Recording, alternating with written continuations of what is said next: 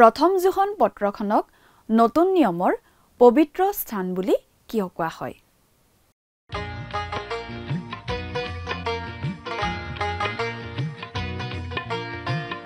আজিৰে পবিত্ৰ ক্ষণতে উজলি উঠা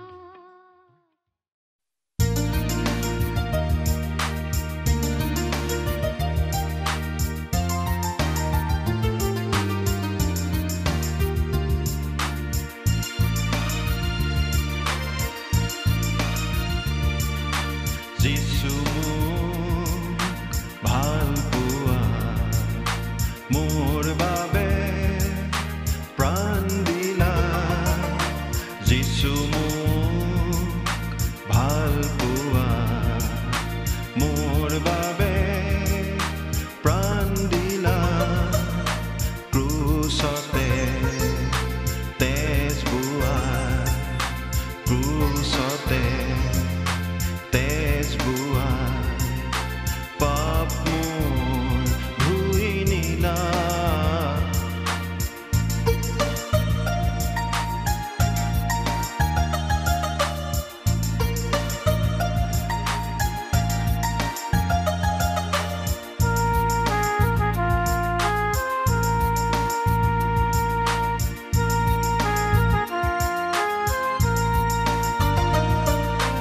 পাপৰ সাগৰতে আছিলো হাবু দুবুখাই অবাতে গৈছিলো পথ মোৰ বিচাৰি নাপায় পাপৰ সাগৰতে আছিলো হাবু দুবুখাই অবাতে গৈছিলো পথ মোৰ বিচাৰি নাপায় তুমি আহি প্ৰেম কৰি তুমি আহি প্ৰেম কৰি নতুন জীৱন মোক দিলা যিছু ভাল পোৱা মোৰ বাবে প্ৰাণ দিলা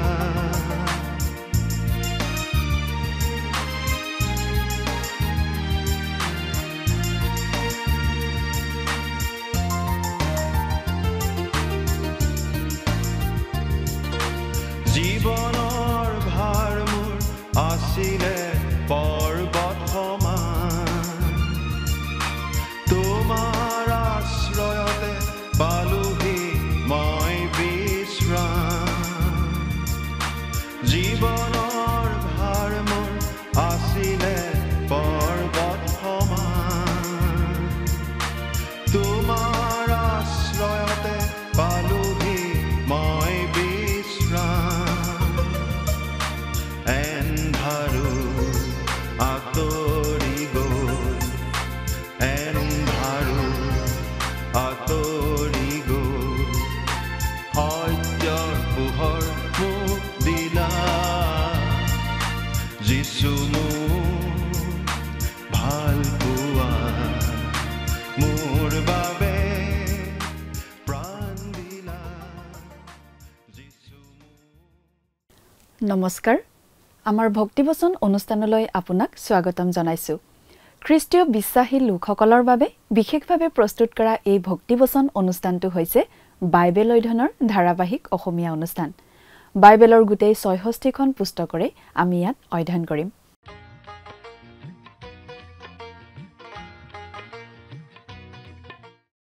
প্ৰিয় দৰ্শক যদি আপুনি আমাৰ আগৰটো অনুষ্ঠান শুনিছিল তেনেহলে আপুনি নিশ্চয় জানে যে আমি আগৰটো অনুষ্ঠানত বাইবেলৰ এখন পুস্তকৰ অধ্যয়নৰ সামৰণি মাৰিছিলো গতিকে আজিৰ অনুষ্ঠানত আমি বাইবেলৰ আন এখন পুস্তকৰ অধ্যয়ন আৰম্ভ কৰিম পুস্তকখন হৈছে বাইবেলৰ নতুন নিয়ম খণ্ডৰ যোহনৰ প্ৰথম পত্ৰ বা চমুকৈ প্ৰথম যোহন আজিৰ অনুষ্ঠানত আমি এই প্ৰথম যোহন পুস্তকৰ এটা চমু পৰিচয়হে আগবঢ়াবলৈ ওলাইছো কিছুমান বাইবেল ব্যাখ্যাকাৰক পণ্ডিতে যোহনৰ পত্ৰকেইখনক বাইবেলৰ একেবাৰে শেষত লিখা পুস্তক বুলি ক'ব খোজে এটা কথা নিশ্চিতভাৱে ক'ব পৰা যায় যে জোহনে লিখা পত্ৰ কেইখনেই জোহনে লিখা শেষৰ পুস্তক আছিল।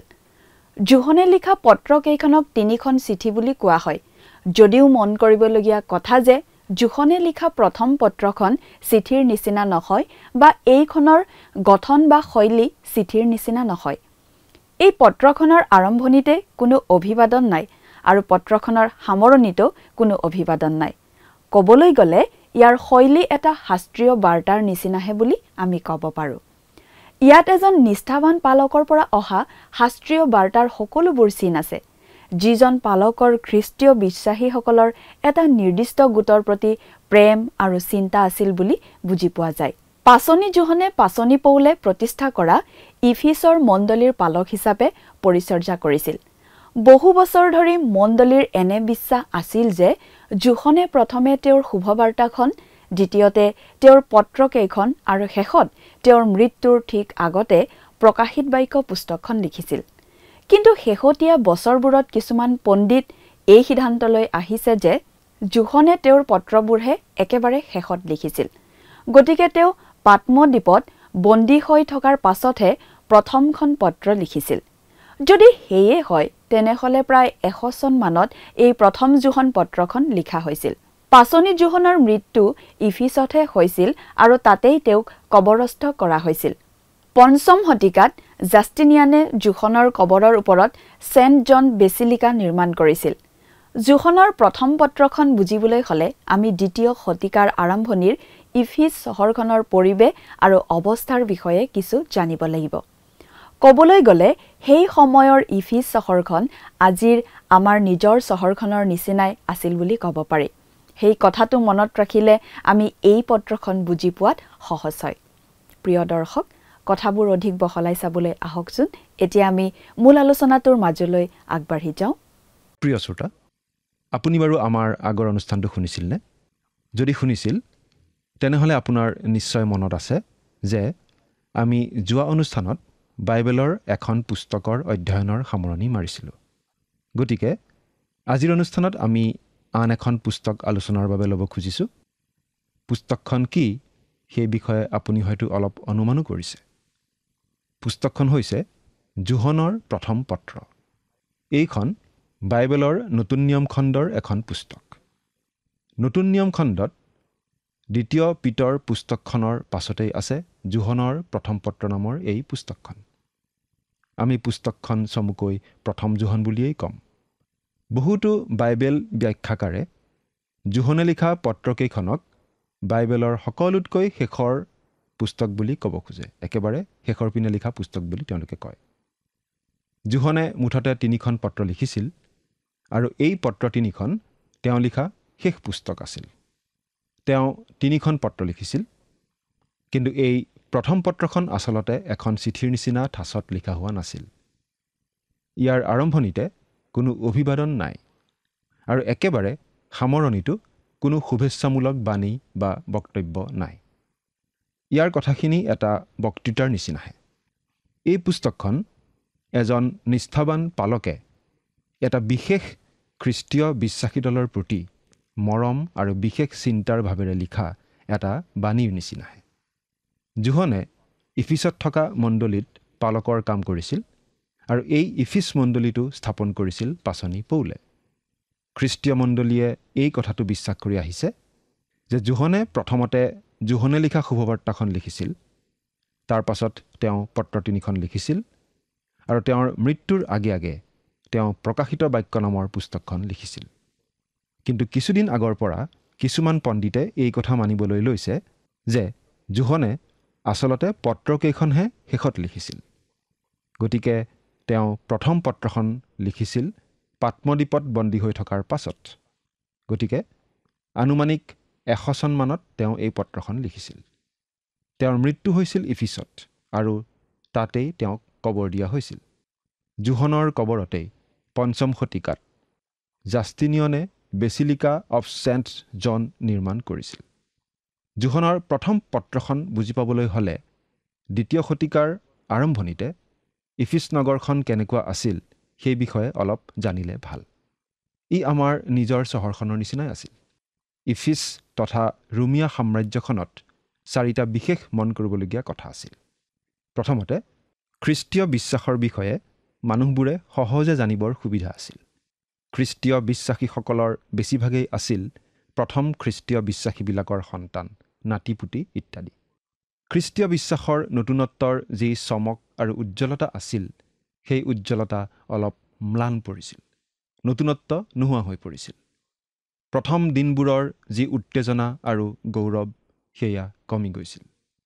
পৌল সেই নগৰলৈ আহি ইফিচিয়াৰ লোকসকলৰ দেৱীক প্ৰত্যাহ্বান জনোৱাৰ দিনা খ্ৰীষ্টীয় বিশ্বাসীসকলৰ বাবে কথাবোৰ কি যে উত্তেজনাময় আছিল। সেইদিনা গোটেই চহৰখনতে উখল মাখল লাগি গৈছিল। পাচনিৰ কৰ্ম 19 নম্বৰ অধ্যায়ত আমি পঢ়িবলৈ পাওঁ, পৌলৰ বক্তৃতাই ইফিচত থকা ধৰ্মধামত কেনেকুৱা প্ৰভাৱ পেলাইছিল সেই কথা।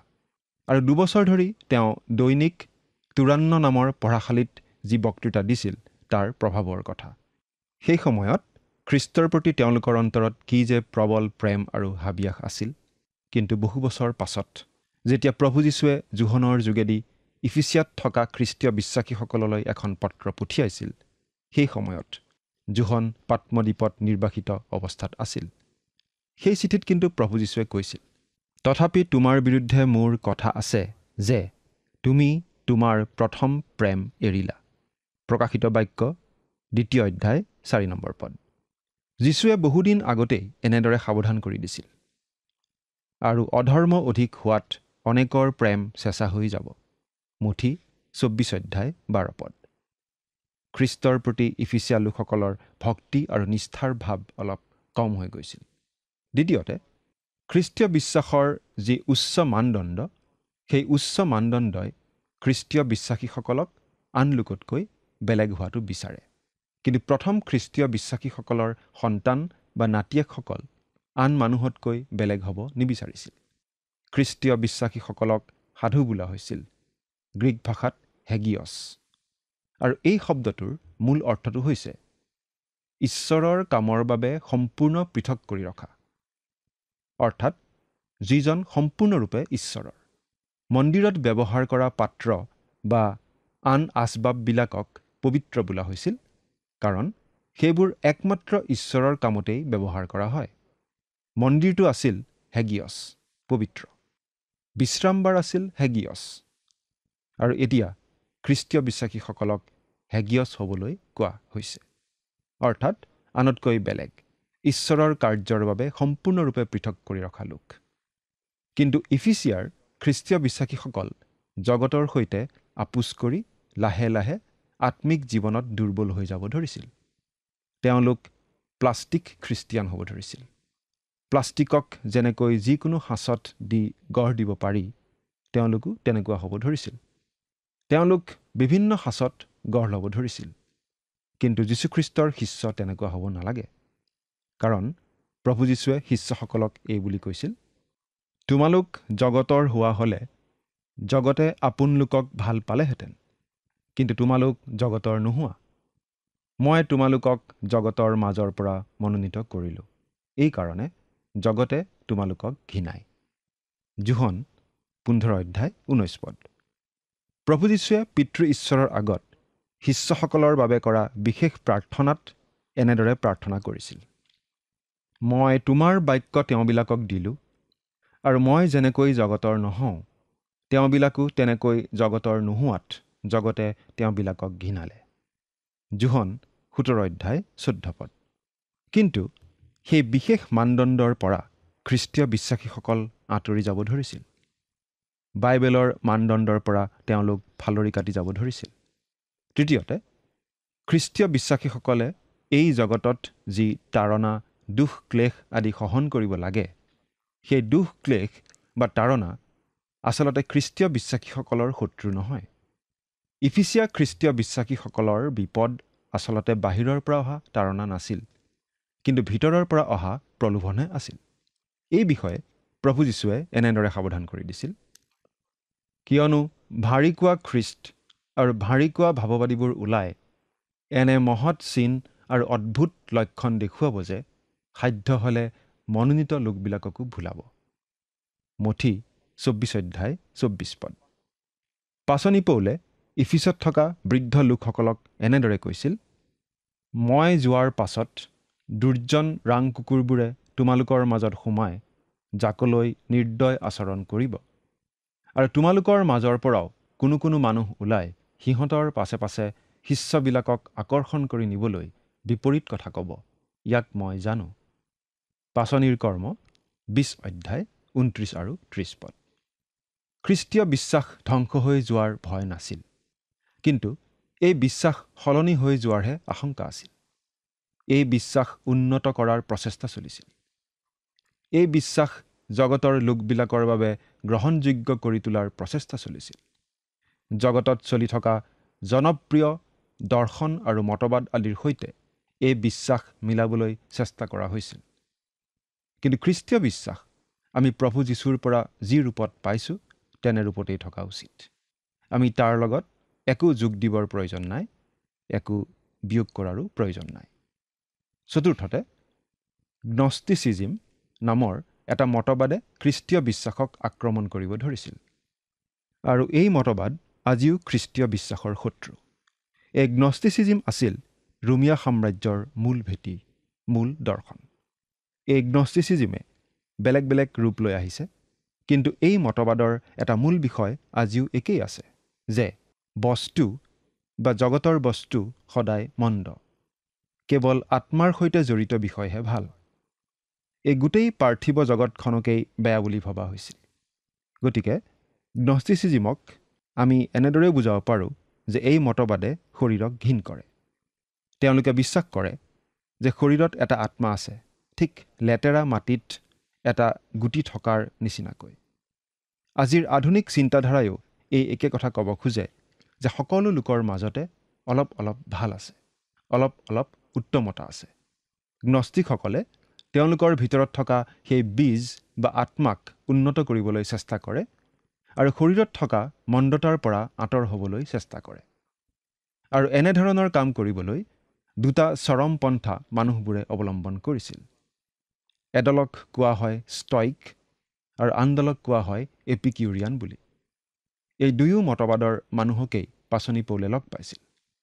সেই কথা আমি পাচনিৰ কৰ্ম 17 অধ্যায় 18 পদত এনেদৰে পঢ়িবলৈ পাওঁ। তাতে ইপিকুৰি আৰু ষ্টইকি মতৰ দৰ্শনশাস্ত্ৰজ্ঞ জন চাৰেকে তেওঁৰে সৈতে বাদানুবাদ কৰিলে, আৰু কোনো কোনোৱে ক'লে ই বকবকাই কি ক'ব খোজে। আন কোনোৱে ক'লে বোধ কৰোঁ এওঁ কোনো বিদেশী দেৱতাবোৰৰ প্ৰচাৰক, কিয়নো তেওঁ যীশু আৰু পুনৰুত্থানৰ কথা প্ৰচাৰ কৰিছিল। ষ্টইকবিলাক আছিল জেনৰ শিষ্য, আৰু তেওঁলোকৰ এই নামটো তেওঁলোকে পাইছিল জেনোৱে আথিনি নগৰত বক্তৃতা দিয়া চিত্ৰসম্বলিত সেই বিশেষ স্থানৰ পৰা। তেওঁলোকে বিশ্বাস কৰিছিল যে জ্ঞানী লোকে সকলো আৱেগ অনুভূতিৰ পৰা মুক্ত হ'ব লাগে, আনন্দ বা দুখৰ দ্বাৰা প্ৰভাৱিত হ'ব নালাগে, আৰু প্ৰকৃতিৰ নিয়মৰ প্ৰতি বাধ্য হ'ব লাগে। তেওঁলোকে অতি কটকটীয়া নীতি নিয়ম আৰু আত্মসংযমৰ নিয়ম পালন কৰিছিল। এপিকিউৰিয়ানবিলাকে এই বিশেষ নামটো পাইছিল এপিকিউৰাছ নামৰ লোকজনৰ পৰা। তেওঁ আথিনি নগৰত শিক্ষা দিছিল। অলিম্পাছ পৰ্বতত গ্ৰীক দেৱ দেৱীক তেওঁলোকে মানি চলিছিল। তেওঁলোকে বিশ্বাস কৰিছিল যে জীৱনৰ মূল লক্ষ্য হৈছে সম্ভোগ, সত্যৰ সন্ধান নহয়। প্ৰথমে অৱশ্যে তেওঁলোকে বৌদ্ধিক বিকাশত নিজকে সন্তুষ্ট কৰিব বিচাৰিছিল, মাংসিক সম্ভোগ নহয়। কিন্তু পাছলৈ তেওঁলোকে অনুগামীসকলক দৈহিক অভিলাষবোৰ সন্তুষ্ট কৰিবলৈ শিকাইছিল, যাতে সেই অভিলাষবোৰে আৰু আমনি দি থাকিব নোৱাৰে। এই ষ্টইক আৰু এপিকিউৰিয়ান মতবাদৰ লোকসকলৰ মাজত নানা ধৰণৰ পাৰ্থক্য আছিল, কিন্তু দুয়োটা মতবাদৰ লোকেই যীশুখ্ৰীষ্টই যে মচীহ সেই কথাটো মানি লোৱা নাছিল। আমি ভাবোঁ এই লোকসকলৰ কথা মনত ৰাখিয়েই পাচনি জোহনে এনেদৰে লিখিছিল, যীশু যে সেই অভিষিক্ত জনা, ইয়াক যিজনে অস্বীকাৰ কৰে তেওঁৰ বাহিৰে আৰু আচল মিছলীয়া কোন আছে? সেইজনেই খ্ৰীষ্টাৰী। তেওঁ পিতৃ আৰু পুত্ৰকো অস্বীকাৰ কৰে। প্ৰথম জোহন 2 অধ্যায় 22 পদ। প্ৰভু যীশু যে মানৱৰূপে এই জগতত জন্ম লৈছিল, তেওঁলোকে সেই কথা মানি লোৱা নাছিল, কাৰণ তেওঁলোকে ভাবিছিল যে ঈশ্বৰে কেতিয়াও মানৱৰ শৰীৰ ধাৰণ নকৰে, কাৰণ শৰীৰ মন্দ। সেই কথা মনত ৰাখিয়েই পাচনি জোহনে এনেদৰে ঘোষণা কৰিছিল, সেই বাক্য মাংস হ'ল আৰু অনুগ্ৰহ আৰু সত্যতাৰে পৰিপূৰ্ণ হৈ আমাৰ মাজত বসতি কৰিলে। তাতে পিতৃৰ একমাত্ৰ পুত্ৰৰ উপযুক্ত যি প্ৰভাৱ, সেই প্ৰভাৱ আমি দেখিলোঁ। জোহন 1 অধ্যায় 14 পদ। সেইবাবেই পাচনি জোহনে লিখা প্ৰথম পত্ৰত এনেদৰে উল্লেখ কৰিছিল, তোমালোকে ঈশ্বৰৰ আত্মাক ইয়াৰে জানিব পাৰা, যীশুখ্ৰীষ্ট যে মাংসত আহিল, ইয়াক যি সকলো আত্মাই স্বীকাৰ কৰে, সেই সকলো আত্মা ঈশ্বৰৰ। আৰু যি সকলো আত্মাই যীশুক স্বীকাৰ নকৰে, সেই সকলো ঈশ্বৰৰ নহয়, আৰু সেয়েই খ্ৰীষ্টাৰীৰ আত্মা। সেয়ে যে আহিছে তাক তোমালোকে শুনিলা, আৰু বাস্তৱিক সেয়ে এতিয়া জগতত উপস্থিত আছে। 1 জোহন 4 অধ্যায় 2 আৰু 3 পদ। এই গ্নষ্টিক মতবাদৰ লোকসকলে বিশ্বাস কৰিছিল যে ঈশ্বৰে নৰৰূপ লোৱাটো অসম্ভৱ, কাৰণ শৰীৰ মন্দ, আৰু এনে মন্দ শৰীৰ ঈশ্বৰে গ্ৰহণ কৰিব নোৱাৰে। সেইকাৰণে তেওঁলোকে শিকাইছিল যে যীশুখ্ৰীষ্টৰ আচলতে শৰীৰ নাছিল, কিন্তু তেওঁৰ শৰীৰ থকা যেন দেখা গৈছিল। তেওঁ যেতিয়া খোজ কাঢ়িছিল, তেতিয়া ভৰিৰ খোজ পৰা নাছিল। এনেদৰে তেওঁলোকে বিশ্বাস কৰিছিল আৰু আনকো শিকাইছিল। চিৰিন্থাছ নামৰ লোক এজনে আকৌ আন ধৰণে শিকাইছিল। তেওঁ ঘোষণা কৰিছিল যে এজন মানুহ যীশু আছিল আৰু এজন ঈশ্বৰ যীশু আছিল। তেওঁ কৈছিল যে বাপ্তিস্ম লোৱাৰ সময়ত যীশুৰ ওপৰলৈ ঐশ্বৰিকতা আহিছিল, আৰু তেওঁ ক্ৰুচত থাকোঁতে সেই ঐশ্বৰিকতা আঁতৰি গৈছিল। এনেদৰে বিভিন্ন ধৰণৰ ভুৱা মতবাদে খ্ৰীষ্টীয় বিশ্বাসীসকলক আগুৰি আছিল। আদি খ্ৰীষ্টীয় বিশ্বাসীসকলে এই ভুৱা মতবাদবোৰৰ বিৰুদ্ধে যুঁজ দিছিল, আৰু খ্ৰীষ্টীয় বিশ্বাসীসকলে এই কথা বিশ্বাস কৰিছিল যে প্ৰভু যীশু আমাৰ নিচিনা হৈছিল, যাতে তেওঁ আমাক তেওঁৰ নিচিনা কৰিব পাৰে। আমি এই কথাটো দৃঢ়ভাৱে বিশ্বাস কৰোঁ যে জোহনে এই প্ৰথম পত্ৰখন লিখিছিল গ্নষ্টিকসকলৰ মতবাদৰ মাজত থকা ভুলবোৰৰ বিৰুদ্ধে উত্তৰ দিবলৈ। আচলতে জোহনৰ প্ৰথম পত্ৰত এই পত্ৰখন লিখাৰ 5টা উদ্দেশ্য আঙুলিয়াই দিয়া হৈছে। সেইবোৰ আমি এফালৰ পৰা চাই যাম।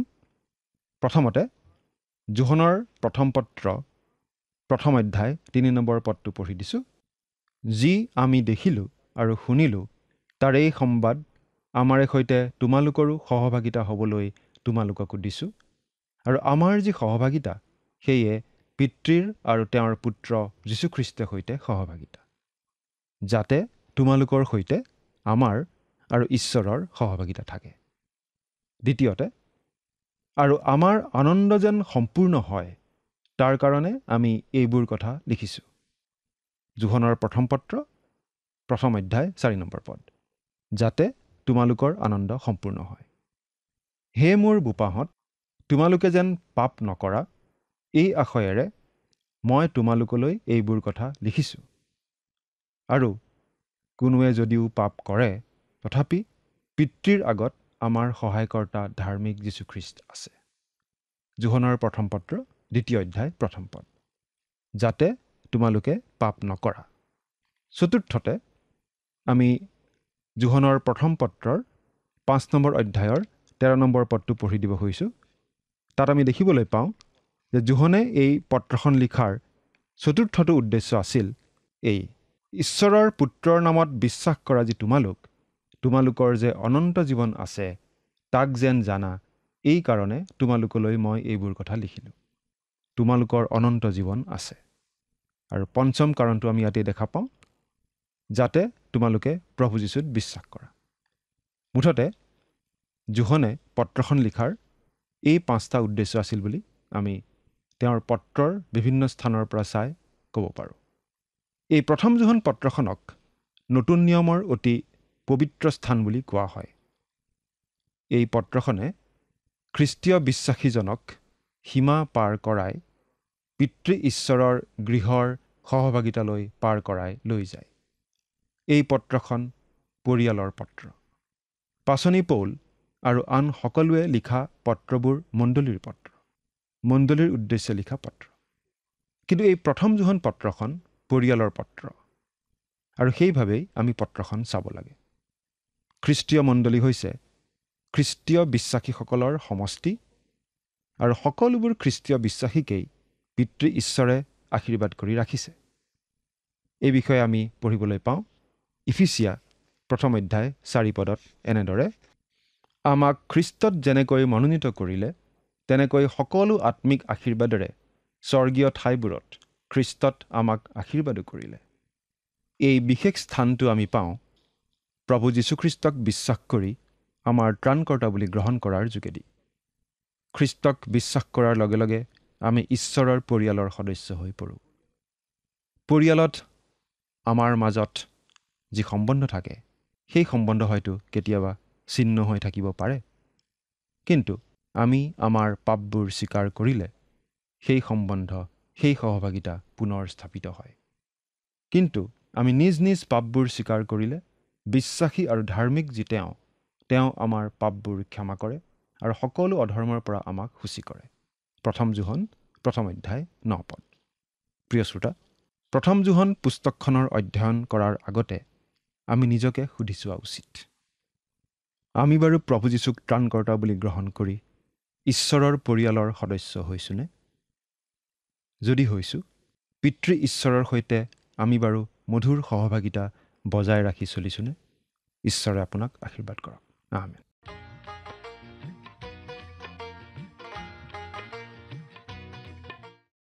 আদি মণ্ডলীত এটা ভুল মতবাদে খেলিমেলিৰ সৃষ্টি কৰিব ধৰিছিল। যীশুখ্ৰীষ্টই আচলতে মানুহৰূপে জন্ম লোৱা নাছিল বুলি তেওঁলোকে শিকাব ধৰিছিল। এই ভুল মতবাদটোৰ বিৰুদ্ধে যুক্তি সহকাৰে লিখিবলৈকে পাচনি জোহনে তেওঁৰ এই প্ৰথমখন পত্ৰ লিখিছিল বুলি বহুতেই মত পোষণ কৰে। আচলতে 1 জোহন পত্ৰখন লিখাৰ 5টা উদ্দেশ্য প্ৰকাশ কৰা আছে পত্ৰখনতে। প্ৰথমতে, তোমালোকে যাতে আমাৰ অৰ্থাৎ অন্য বিশ্বাসীসকলৰ লগত আৰু পিতৃ আৰু তেওঁৰ পুত্ৰ যীশুখ্ৰীষ্টৰ লগত সহভাগিতা ৰাখিব পাৰা। দ্বিতীয়তে, তোমালোকৰ আনন্দ যাতে পূৰ্ণ হয়। তৃতীয়তে, তোমালোকে যাতে পাপ নকৰিবা। চতুৰ্থতে, তোমালোকে যাতে জানিবা যে তোমালোকৰ অনন্ত জীৱন আছে। আৰু পঞ্চমত, তোমালোকে ঈশ্বৰৰ পুত্ৰৰ নামত বিশ্বাস কৰিবা। সেয়েহে 1 জোহন পত্ৰখনক নতুন নিয়মৰ পবিত্ৰ স্থান বুলি কোৱা হৈছে। ই ঈশ্বৰৰ সন্তানক দুৱাৰমুখৰ সিপাৰে পিতৃৰ ঘৰৰ সহভাগিতালৈ লৈ যায়। প্ৰিয় দৰ্শক, আজিলৈ আমাৰ অনুষ্ঠানটো ইমানতে সামৰণি মাৰিব খুজিছোঁ। পৰৱৰ্তী অনুষ্ঠানত আপোনালোকক পুনৰ লগ পোৱাৰ আশা ৰাখিছোঁ। সামৰণিতে আহকচোন আমি খন্তেক প্ৰাৰ্থনাত মূৰ দুৱাওঁ। স্বৰ্গত থকা অতি মৰমীয়াল দয়ালু পিতৃ ঈশ্বৰ, প্ৰভু তোমাক ধন্যবাদ দিছোঁ সুন্দৰ সময় প্ৰভু তুমি দান কৰাৰ বাবে। দয়ালু মৰমীয়াল পিতৃ ঈশ্বৰ, এই সময়তে প্ৰাৰ্থনা কৰিছোঁ তোমাৰ চৰণত প্ৰতিজন দৰ্শকসকলৰ বাবে। তুমি তেওঁলোকক আশীৰ্বাদ কৰিবা। তোমাৰ যি পবিত্ৰ বাক্য অধ্যয়ন কৰা হ'ল, এই বাক্য প্ৰভু তেওঁলোকে যাতে মনত ৰাখি প্ৰভু যি শিকিছে সেই সকলোবিলাক যাতে তেওঁলোকৰ নিজৰ জীৱনত ব্যৱহাৰ কৰিব পাৰিব, তেনে আশীৰ্বাদ দান কৰিবা। আৰু যদি কোনো প্ৰভু কিবা সমস্যাত ভুগি আছে, সেই সকলো সমস্যাবোৰৰ পৰা তেওঁলোকক প্ৰভু তুমি মুক্ত কৰিবা। এই সকলো যাচনা মহান ত্ৰাণকৰ্তা প্ৰভু যীশুখ্ৰীষ্টৰ নামত অৰ্পণ কৰিছোঁ। আমেন। প্ৰিয় দৰ্শক, যোৱা অনুষ্ঠানৰ প্ৰশ্নটোৰ শুদ্ধ উত্তৰটো হৈছে অপশ্যন এ, এৰা। আজিৰ অনুষ্ঠানৰ ওপৰত আধাৰিত প্ৰশ্নটো হৈছে 1 জোহন পত্ৰখনৰ লিখনি কি আকাৰে লিখা হৈছিল? অপশ্যন এ পত্ৰ, অপশ্যন বি ৰচনা, অপশ্যন চি বক্তৃতা, অপশ্যন ডি পদ্য। প্ৰিয় দৰ্শক, আজিৰ প্ৰশ্নৰ সঠিক উত্তৰটো আজি সন্ধিয়া 6 বজাৰ আগেয়ে আপোনাৰ নাম আৰু সম্পূৰ্ণ ঠিকনাৰে সৈতে আমালৈ 7429840242 নম্বৰত SMS নাইবা হোৱাটছআপ যোগে প্ৰেৰণ কৰক। প্ৰিয় দৰ্শক, যদি আপোনাৰ এই অনুষ্ঠানটি শুনি ভাল লাগিছে, তেনেহ'লে এই নম্বৰত এটি মিছ কল দিয়ক। ইয়াৰ যোগেদি আপুনি পৰৱৰ্তী অনুষ্ঠানত বিজয়ী হ'ব পাৰে।